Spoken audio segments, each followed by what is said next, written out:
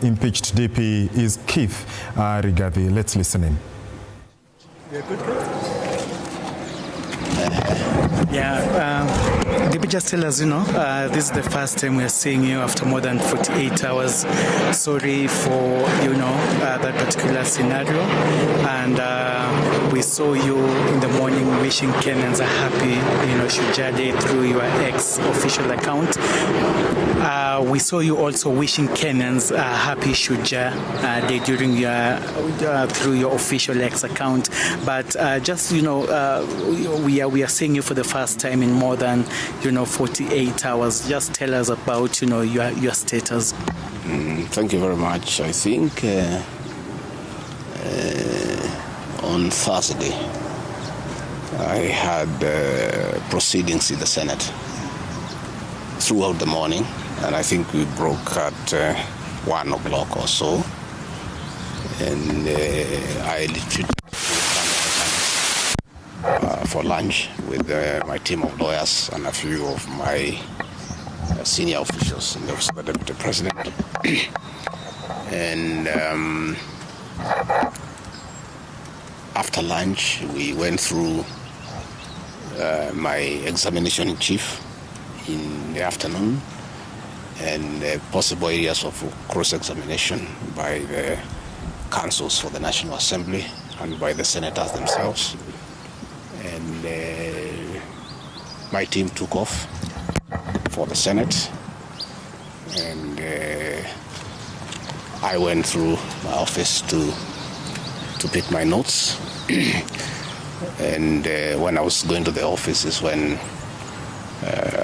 suddenly I developed very, very intense pain in the chest. And I sat down, and the pain continued. And it was very intense and very sharp. And I did call my doctor, Dr. Gachagua, of this hospital, who has been my doctor for the last 20 years. And I described him in brief how I was feeling. He asked me about the intensity of the pain, and I told him it was very, very, very intense. And as we were speaking, I started having shortness of breath. And Dr. Gachagua instructed me to drop everything I was doing and get here to Karen as quickly as possible.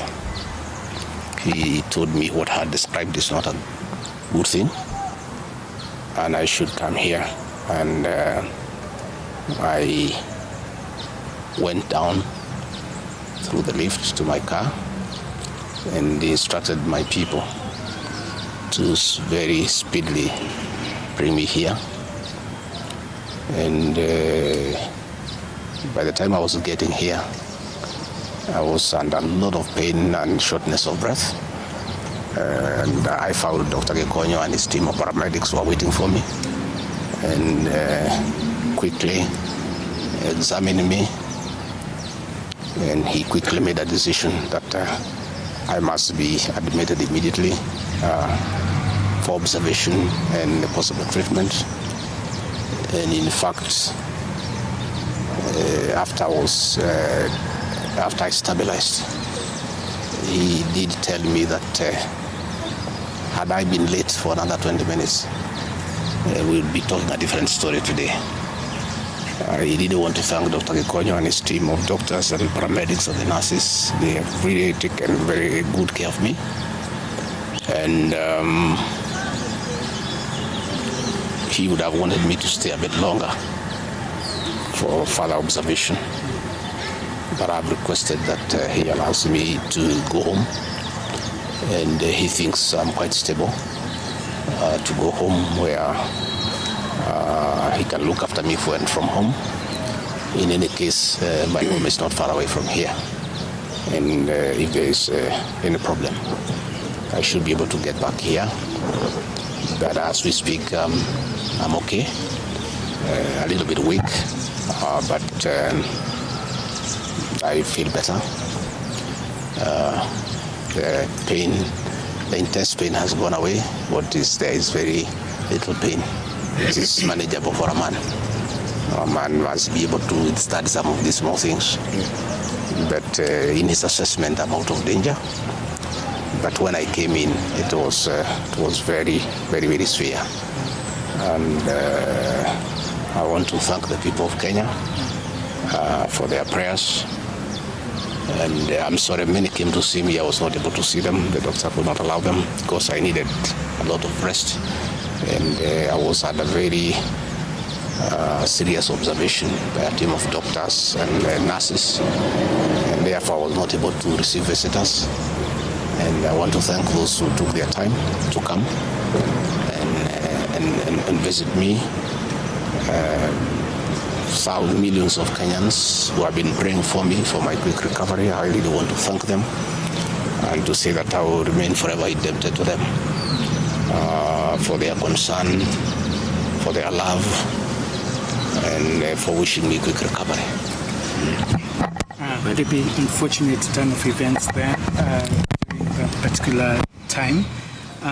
Even as you were receiving treatment, a lot was going on in terms of Senate proceedings, the outcome of that.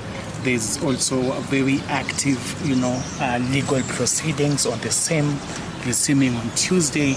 In the wake of all this, even as the doctor has recommended that you have sufficient rest at home, but maybe just tell us, will we be seeing you active? Will you respond to all these issues that are going? We're talking about a parliamentary outcome. We're talking about a legal process which is so intense that has even involved a 3-judge bench. What will be your reaction towards all this? I think for now, my life comes first, my health comes first. It's unfortunate that when I was here in hospital, my brother and friend, President William Ruto, ordered for the withdrawal of my security from the hospital here. I've been here alone without a single officer looking after me. He ordered the withdrawal of security guards in my rural home in Nyeri, in my private home here in Karen, and all officers who are close to me were disarmed and given a warning that they should not be anywhere near me. I didn't know President William Ruto can be that vicious. I am shocked by how vicious a man I helped to be president, a man that I believed in, a man that I was persecuted when supporting him, could be so vicious against me when I'm literally fighting for my life in hospital. How cruel can a man be? As we speak today, the Deputy President of the Republic of Kenya, Gachagua, has no single security officer around him. He's alone. And I am aware that a judge seated in Kirogoya, another one seated in Midimani, gave conservatory orders staying the proceedings of the Senate, which effectively means I'm Deputy President. But the President, in total violation of the court orders, viciously, with due security around me, again, to cripple the functions of my office. He ordered through the head of public service, Felix Koskei, that all officers in my office be sent on compulsory leave. Last night, all vehicles assigned to officers who work under me were impounded to cripple the office of the Deputy President. I don't understand this level of viciousness to a man who have been your deputy, who helped you to become president, irrespective of whatever he has done. At his lowest moment in life, when he's literally struggling to stay alive, you unleash such viciousness against him. I bear no grudge against anybody. But this I had not seen that in President William Ruto. The man I'm seeing is not the one that I thought that I knew. I know there was concerted effort that I should not go to Kwale for the celebration. Wilson Airport were told that I should not go through Wilson Airport. All owners of helicopters were told that I should not be allowed to use any of them to go to Kwale. I don't understand. But as I say, I want the people of Kenya to know that as I go home today, I have no security. And it's good that they know. And if anything happens to me or my family, President William Ruto must be held to account. We've made many mistakes in life.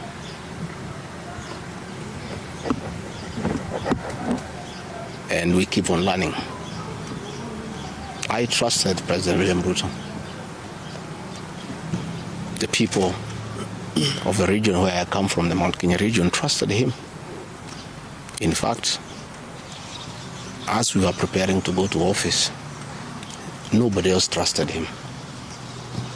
Musalia Mudavadi demanded that they must sign an MOU with him, which they did. Moses Wetangula demanded that they must sign an MOU with him, which they did. Amazon Kingi demanded the same. Alfred Mutua, everybody else. I'm the only man who trusted him. Verbally, because we are Christians. We used to go to church together.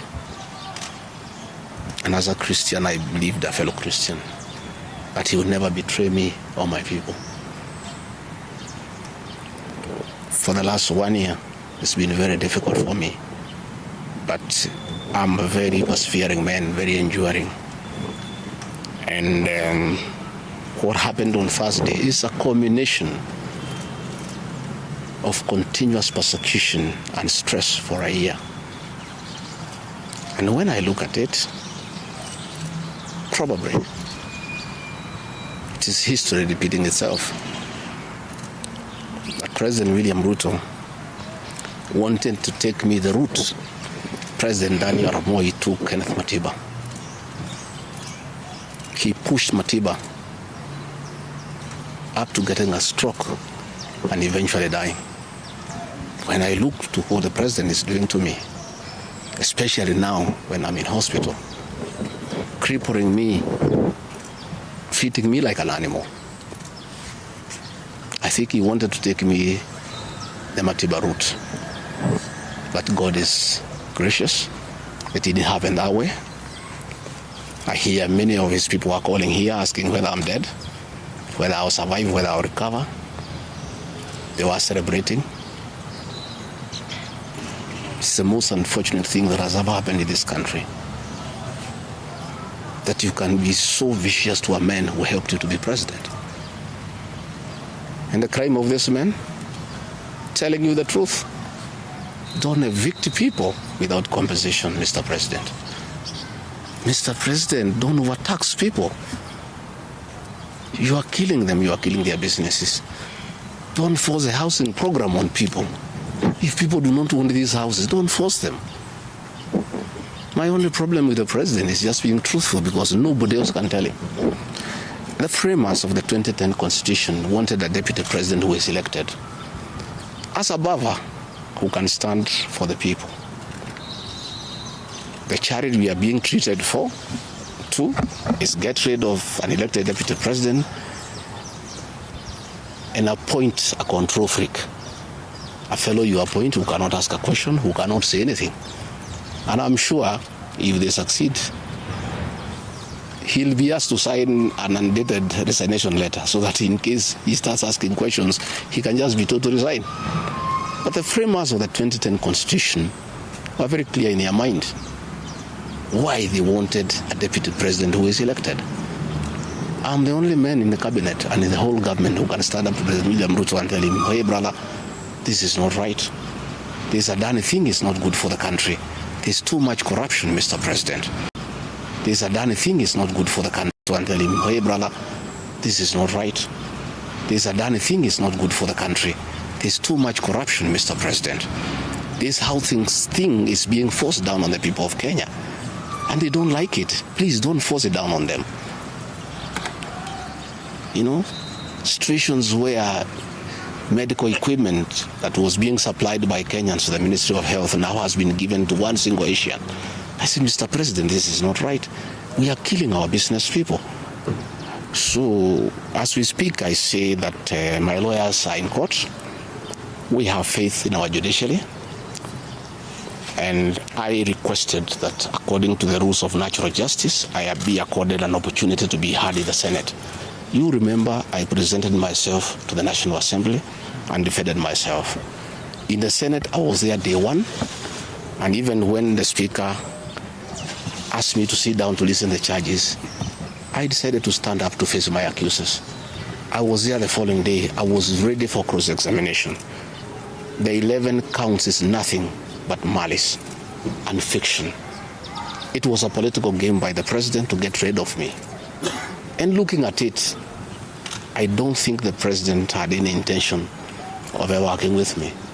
I think he just needed me to help him win the election because of my mobilization capacity and the faith that the Mount Kenya region has in me. So I should have been given an opportunity. I have asked my lawyers and they have told me the motion was not time-bound. What is time-bound is a select committee that should work for 10 days and then report to plenary. That committee was never constituted, so this matter should have continued and waited for me. I was ready for cross-examination so that I answer those 11 counts one by one, and I'm sure had I been given that opportunity, I would have persuaded the senators otherwise. I was not given that opportunity. When you look at the speed at which Gachagua is being held at office, it's like the story of Simon Makonde. You remember that story? One who died, who was born on Monday and by Sunday was buried. The kind of efficiency that has been exhibited in holding Gachagua out of office, if this efficiency was being exhibited in the management of the affairs of this country, Kenyans would be very happy. What is the hurry? The framers of the Constitution gave the president 14 days to look for somebody to replace the deputy president. It gave Parliament another 60 days. That's a total of 74 days. Why is a job that was prescribed by the framers of the Constitution to be done within 74 days is being done in half a day? You must ask yourself that question. I think it's being hurried to circumvent justice to avoid the courts of law from interrogating this matter and making a decision. The courts told us they don't want to interfere with the process, to let the parliamentary process get finished and then go to them. We have gone to them now. It's over. The courts will interrogate the process and make a determination. But I ask, let the president obey court orders. Through a court order, Gachagua is deputy president. Why doesn't he have cars? Why doesn't he have security? Why has his office been made dysfunctional? I think it's very important. But finally, I want to tell the people of Kenya that I don't feel safe. And for the first time, let me say, made dysfunctional. I think it's very important. But finally, I want to tell the people of Kenya that I don't feel safe. And for the first time, let me say that on 30th of August in Kisumu, undercover security agents entered my room in Kisumu and bagged it. And one of them tried to poison my food. But we detected it and we were able to escape the scheme. I was supposed to be killed through poisoning. On 3rd of September, in Nyeri, another team from the National Intelligence Service came to Nyeri and tried to poison food that was meant for me and Kikuyu Council of Elders. I did report this matter to the National Intelligence Service, and the officers who are assigned to my office, I asked them to leave because I felt I was not safe. After the 2 attempts to assassinate me through food poisoning failed, it is when this impeachment motion was hatched. When my security was withdrawn here, officers from the National Intelligence Service have been hovering in every room, in every compound here, to an extent that I had to call my wife and my children to come and stay in my room, just in case they get entry to my room or compromise the people who are treating me. So, regarding Gachagua and his family, feel very exposed because these people have tried to kill us before. They have now tried to get us out of office.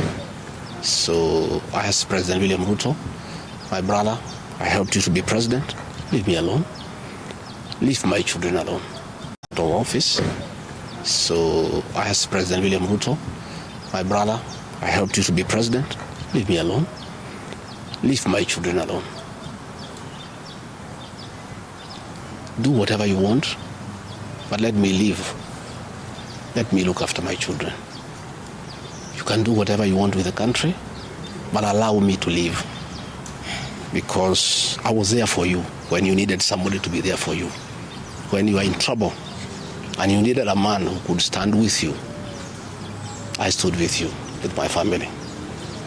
You have paid us in kind by being so cruel and vicious against us. We are simple people. We are a very small family. Let us be. Do whatever you want, but please, Mr. President, I beg you, don't kill us. Don't kill my children.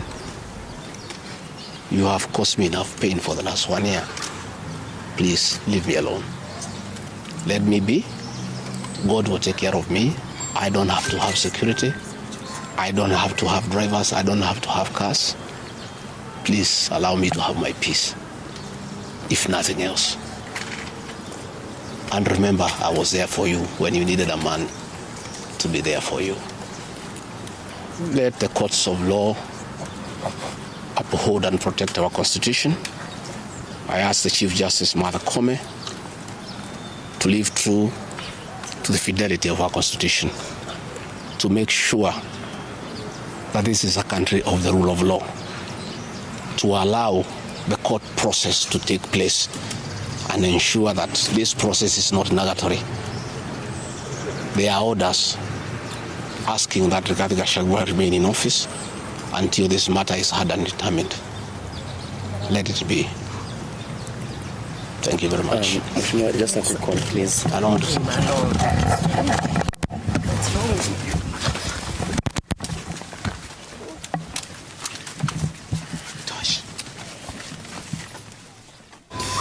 That is the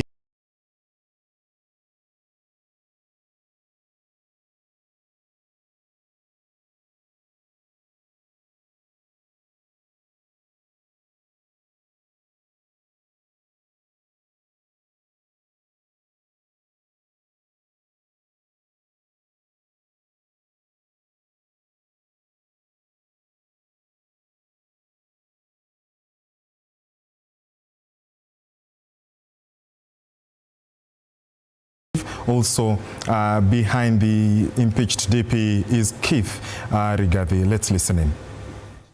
You're good, DP, just tell us, this is the first time we're seeing you after more than 48 hours. Sorry for, that particular scenario. And we saw you in the morning wishing Kenyans a happy, Shujaa Day through your ex-official account. We saw you also wishing Kenyans a happy Shujaa Day during through your official X account. But we are seeing you for the first time in more than 48 hours. Just tell us about your status. Thank you very much.